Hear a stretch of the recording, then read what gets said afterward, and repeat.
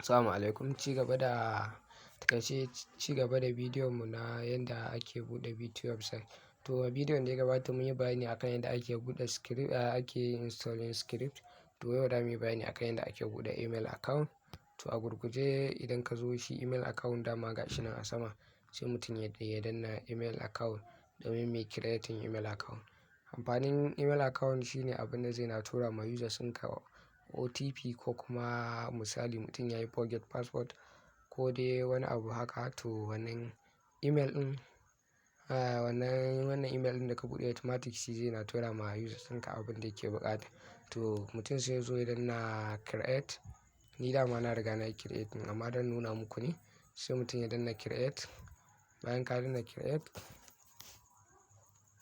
bayan mutum ya danna create, sai mutum ya zo wajen da aka rubuta username.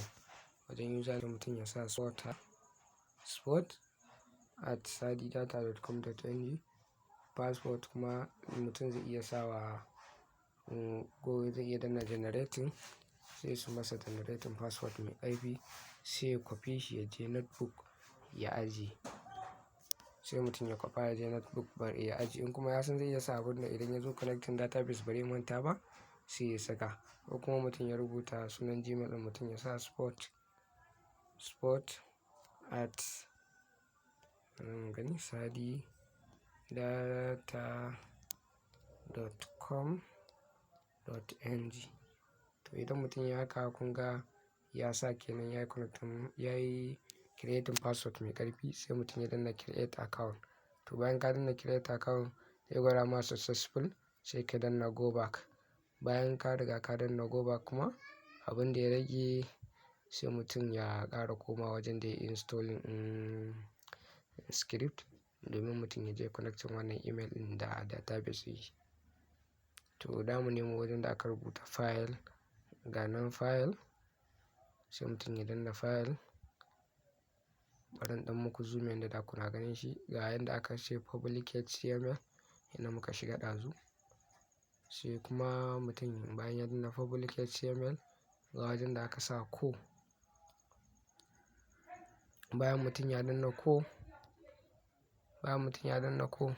ga wajen da aka ce models, sai mutum ya danna models.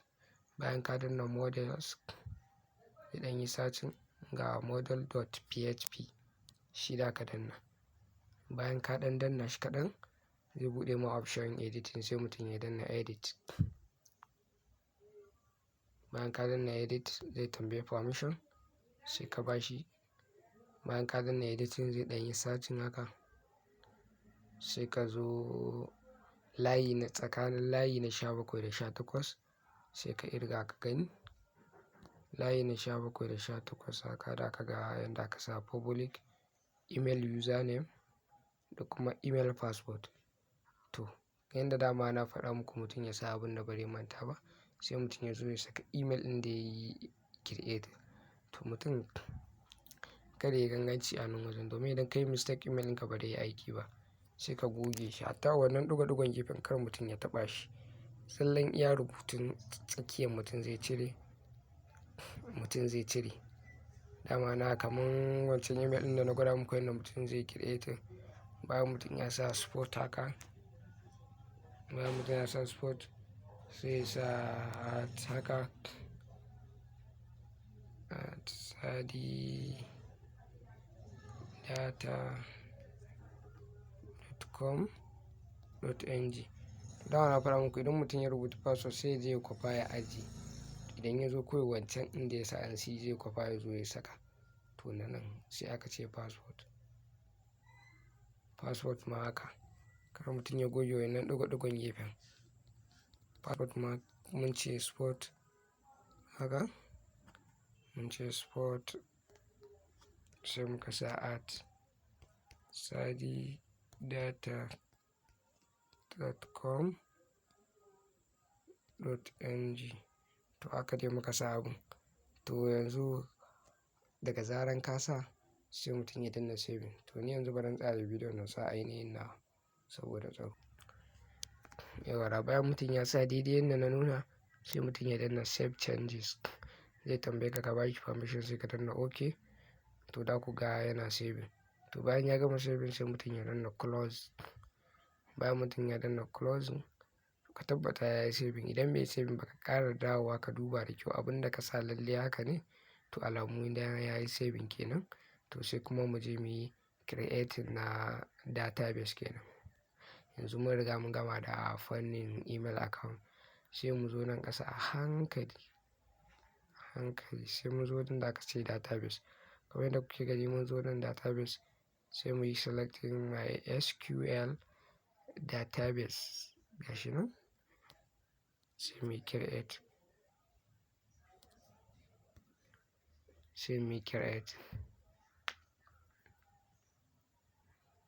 Bayan mutum ya yi create my SQL database sai mutum ya zo haka nan an ce create new database. Nan da ku ga sunan website ɗin ku haka kamar nawa kun ga sa SADI DATA sai ka ɗan sa wani abu haka da yake gaba sai mu san da ya sabo wani abu haka a gaba. Shine username ɗin shi na database complete har da na bayan kenan. To me kamata in sa barinsa kuma da me da ka iya sa haka barinsa kaman kawai barin ce off haka idan na create. To ina danna off nan na yi creating username sai ka danna go back. Bayan ka yi create username na ce off sai yanzu nan ƙasa kaɗan sai in sa add username shi ma zan ce off. Ka dai sa dai abin da ba za ka manta ba. Sai kuma password idan ka ga dama kamar nawa an ce SADI DATA sai ga wannan slashin ƙasan sai off. To shi ma password ɗin sai ka saka kamar ce SADI DATA sai sa sai na ce SADI DATA sai na sa off ɗin nan. To daga zarar na sa kun ga ya ce 100% kenan. To alamu password ɗin yayi sai in ƙara sa SADI DATA sai na sa off sai na danna create user. Shi ma sai ne saving yana yi back. Bayan na yi back to nan shine zai tambaye ku ga abin da kuka yi username kun ce SADI DATA off database SADI DATA off sai ka danna add. Bayan ka danna add sai kawo ma wasu fiska sai ka danna select all. Bayan ka danna select all sai ka sa make changes gashi nan make changes. To shi kenan ka riga ka yi creating database. To sai mutum ya danna make changes. Shi kenan mutum ya gama creating database. Ni barin creating na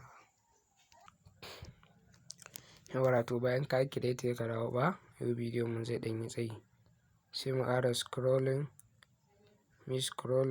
bari mu ɗan muku zooming ga wajen da aka ce PHP my admin gashi nan sai mu click a kan shi. Bayan kun sai script a waje da database na tura muku kun yi installing script kun buɗe email kun yi connecting yin shi sai kuma ku zo nan sai ku yi installing sai ku yi connecting ku da ya ku buɗe. Bayan kun yi creating database sai kuma mu zo nan wajen mu yi adding wannan database ɗin da na ce don baku. Sai mutum ya zo ya ɗan yi zooming kaɗan sai mutum ya danna kan database ɗin da ya haɗa ga wannan database ɗin haka sai mutum ya yi click a kan shi haka. Sorry bari in cire rubutun nan. Yawwa sai mutum ya click a kan shi. Bayan ka yi clicking a kan shi sai ka zo ƙasa haka ga wajen da aka sa import nan. Wajen da aka sa import sai ka danna shi. Sai ka danna import zai ɗan yi loading kaɗan. Ga wajen da aka ce of choose file. Yan mutum ya danna choose file zai kai shi cikin file ɗin wayan. Choose file. To kamar yadda kuke gani gashi nan na saka wannan file ɗin gashi nan. To bayan ka yi adding in file sai ka zo ƙasa a hankali a wajen da aka ce go, sai ka danna go. To kana danna go to ka yi installing in ka yi adding in wannan database ɗin kenan. To wannan shine wajen bayanai yadda mutum zai saita wannan. Bari mu danna system users, sai mutum ya danna system users.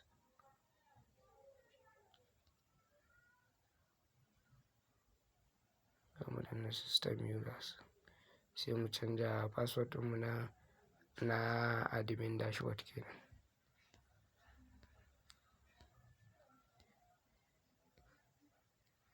To kamar yadda kuke gani nan shine wajen da mutum zai yi editing domin ya canza dashboard ɗin shi na admin dashboard.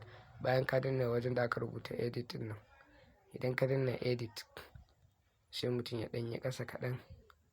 Nan shine wajen da za ka sa suna. Kamar kana so idan ka shiga admin dashboard ɗin ka ce hello kaza, sai ka sa sunanka, sai ka sa admin naka.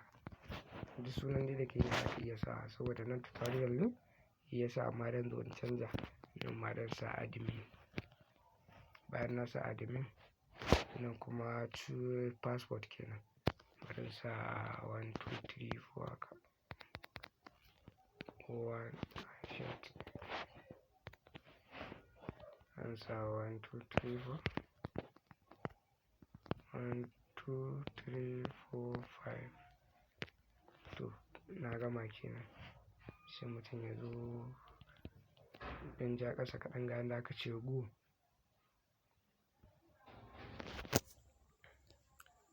Bayan ka danna go kamar yadda kuke gani gashi nan alamu ya gwada na canza username da password na admin dashboard ɗina. To idan kana so ka shiga wajen bayan ka danna system users ga wajen da aka ce edit sai mutum ya danna edit. A nan ake canza wannan sunan kenan, wannan username da password. Sai mu ƙara komawa baya wajen aikinmu da mu je mu connecting database ɗinmu da kuma script. To kamar yadda kuke gani za mu ƙara komawa file wajen da muka yi installing script, sai mu zo mu ɗan zoom public HTML ga kuma core yadda dai muka shiga ɗazu muka yi adding in email ɗinmu ga core ga kuma models. Bayan ka danna models sai ka zo ka danna models.php sai ka danna edit. Bayan ka danna edit sai ka ƙara danna edit.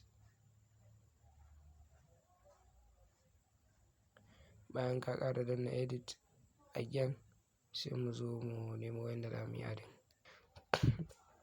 Zalin ka danna model.php daga layi na 10 idan mutum ya duba ganin wajen da aka ce database name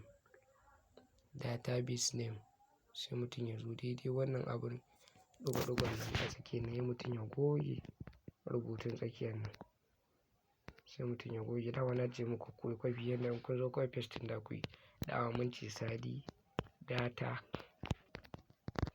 SADI DATA. Sai muka saka SADI DATA. Sai muka sa SADI DATA ya muka ce off. To haka muka faɗa ko database user shi ma again abin da muka sa kenan SADI DATA off. Kada ya goge a hankali saboda kar ka goge wani abu. SADI DATA sai muka sa off. Shi ma password abin da muka sa exactly kenan. Shi ma password mun ce SADI DATA sai muka ce off shi ma. To sai mu je mu danna saving kenan. To idan ka yi haka shine ka yi connecting wancan database da kai creating da kuma script ɗinka kenan. Shi wannan database shine zai na ajiye ma bayanai. sai mutum ya danna save changes. Yawwa sai mutum ya danna save changes. Bayan ka danna save changes ka tabbata da yayi saving. Tabbata yayi saving. Kamar yadda kuke gani gashi nan yana saving. Model page yana saving. To bayan yayi saving sai ka danna close. Bayan ka danna close to yanzu mun riga mun gama da website. Saura ƙananan gyara. To ina tunanin da mu tsaya da bidiyon nan haka. To amma kafin mu tsaya da bidiyon nan ya kamata a ce mun yi biyu in website ɗinmu mu ga me ke wakana a ciki. Website ɗinmu creating da muka yi yayi ko bai yi ba. Bari mu danna wannan yanka.